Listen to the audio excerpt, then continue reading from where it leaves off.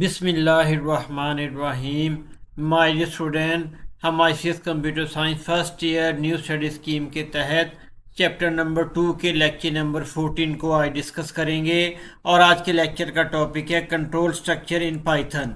तो सबसे पहले कंट्रोल स्ट्रक्चर को अंडरस्टैंड करना ज़रूरी है। एक control structure is a programming feature.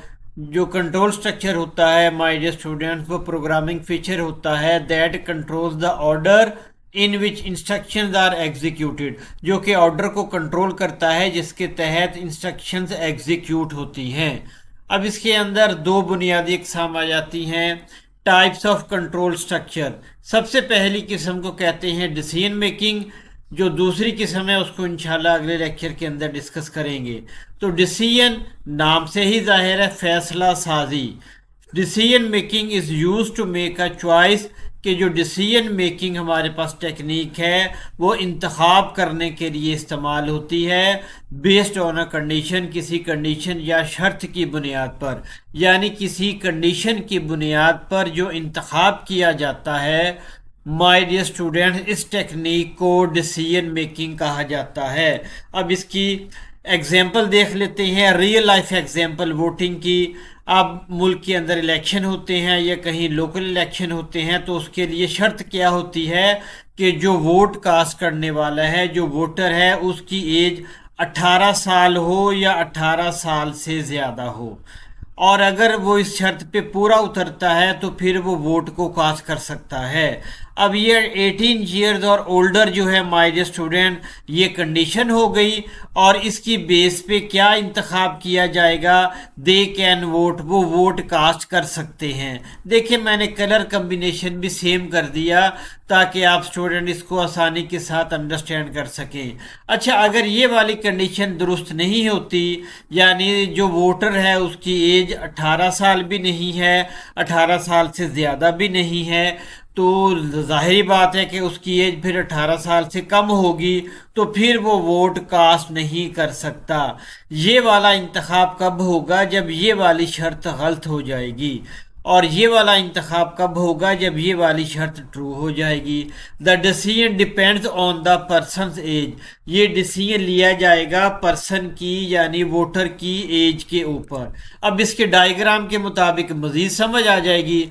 If else statement Python के अंदर use to make a decision, decision लेने के लिए it executes one block of code if the condition is true. अगर कंडीशन ट्रू होगी जो हम मेंशन करेंगे तो फिर ब्लॉक ऑफ कोड एग्जीक्यूट होगा, otherwise is executes another block of code. और कंडीशन के गलत होने पर दूसरा ब्लॉक ऑफ कोड एग्जीक्यूट हो जाएगा। अब ये इसका सिंटैक्स है। सिंटैक्स का मतलब है लिखने का जनरल तरीका। ये आपने माय डियर स्टूडेंट्स याद करना है, यहाँ तक यहाँ तक आपने याद कर लेना है। अगर ये पूरा याद कर लें तो बेहतर है। तो इसका सिंटैक्स है यानी जनरल तरीका इसको लिखने का। सबसे पहले इफ कीवर्ड, उसके बाद कंडीशन आ जाएगी, उसके बाद ये कॉलन आपने लाजमी लगाने हैं। उसके बाद इस कंडीशन के दुरुस्त होने पर एक स्टेटमेंट को भी एग्जीक्यूट करवा सकते हैं, एक से ज़्यादा स्टेटमेंट्स को भी एग्जीक्यूट करवा सकते हैं। और अगर ये कंडीशन गलत हो जाए तो फिर माय डियर स्टूडेंट्स एल्स वाला पार्ट एग्जीक्यूट होगा। अब इसकी एक्सप्लेनेशन यहाँ पर मैंने कर दी है। इफ़ क्या काम करता है, इफ़ चेक्स द कंडीशन, ये कंडीशन को चेक करेगा।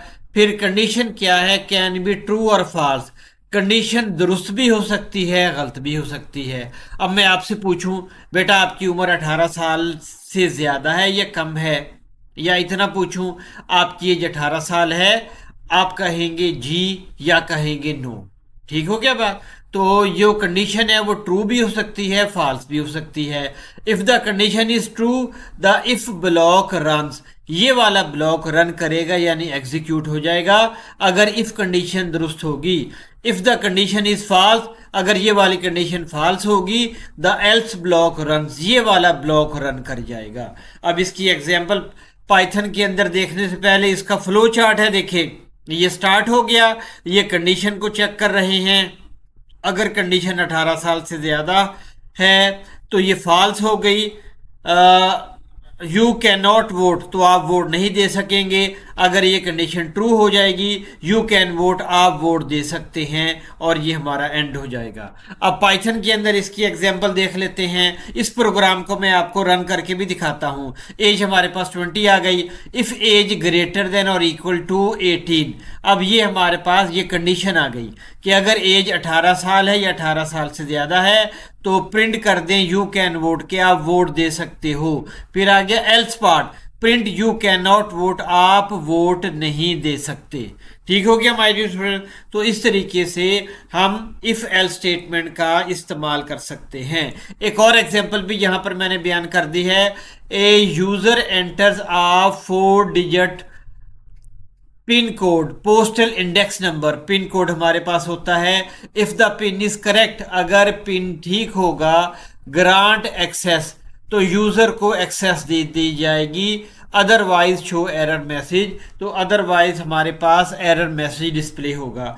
इसकी अपने मोबाइल के अंदर भी मिसाल ले लें। आपने मोबाइल पे पासवर्ड लगाया हुआ है या अपने पीसी पे या टैबलेट पे आपने माय डियर स्टूडेंट पासवर्ड लगाया हुआ है। अगर आप करेक्ट पासवर्ड देंगे तो फिर ही आप कंप्यूटर के अंदर लॉगिन कर सकते हैं, अदरवाइज आपको एरर मैसेज आ जाएगा, the entered password is incorrect, please try again. अब ये प्रोग्राम किस तरीके से बनेगा? सबसे पहले एंटर्ड पिन का मुआवजना कंपैरिजन किया जाएगा करेक्ट पिन के साथ।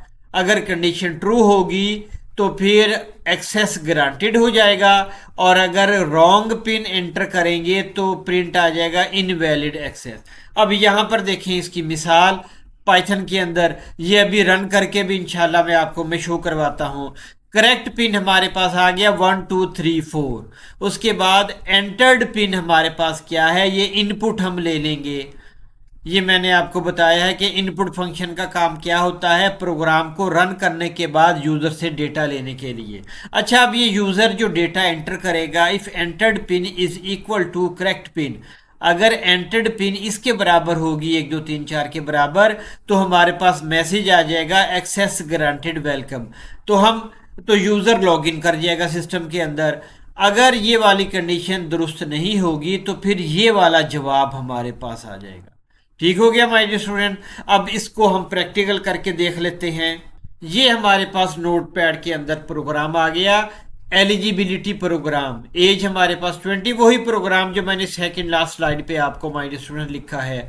अब देखें एज 20 है। इफ एज ग्रेटर देन और equal to 18, print you are eligible to vote. अब यहाँ पर क्या है, हम 20 करेंगे, 20 किया हुआ है, तो ये वाली कंडीशन माय डियर स्टूडेंट्स हमारे पास ट्रू है, दुरुस्त है, तो ये वाला मैसेज हमारे सामने प्रिंट हो जाएगा। अब इसको रन करके देख लेते हैं। ये हम डॉस के अंदर आ गए, इसको मैंने सेव किया हुआ है वोट के नाम से, WOTE.py। उसके बाद एंटर करें तो देखिए हमारे पास मैसेज क्या आ गया, you are eligible to vote. अब माय डियर स्टूडेंट्स मैं क्या करता हूँ, यहाँ पर कर देता हूँ मैं 10। अब मैं इसको सेव करता हूँ, दोबारा हम यहाँ पर मूव करते हैं। अब हमारे पास दोबारा हम यहाँ पर मूव करते हैं।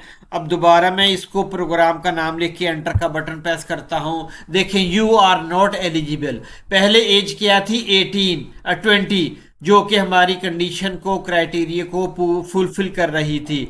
बाद में मैंने एज को कर दिया 10, तो एल्स वाला पार्ट एग्जीक्यूट हो जाएगा। अब दूसरा प्रोग्राम रन करके देख लेते हैं।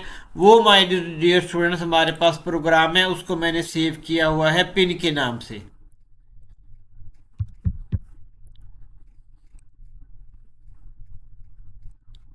ये आ गया हमारे पास पिन का प्रोग्राम। अब इसको रन करके देख लेते हैं। इसको मैंने पिन के नाम से सेव किया हुआ है। अब देखिए, अब एंटर करें, एंटर हम कर देते हैं 1 2 3 4। अब यही पिन है, मैचिंग होगी और यूज़र को ग्रांट कर दिया जाएगा सिस्टम में एंटर होने के लिए। अब माय डियर स्टूडेंट्स मैं क्या करता हूँ, दोबारा इस प्रोग्राम को रन करता हूँ और मैं 1 2 3 4 की बजाय मैं 1 2 3 5 1 2 3 5 इनपुट दे देता हूँ। अब ये वाली इनपुट तो नहीं है जो हमारा पिन कोड है। अब मैं एंटर का बटन प्रेस करता हूं तो एक्सेस डिनाइड इनवैलिड पिन, ये हमारे पास मैसेज आ गया। इस तरीके से हम डिसीजन कंट्रोल की पहली टाइप इफ एल्स को बड़ी कामयाबी के साथ एग्जीक्यूट करवा के अपने प्रोग्रामों को कामयाब बना सकते हैं।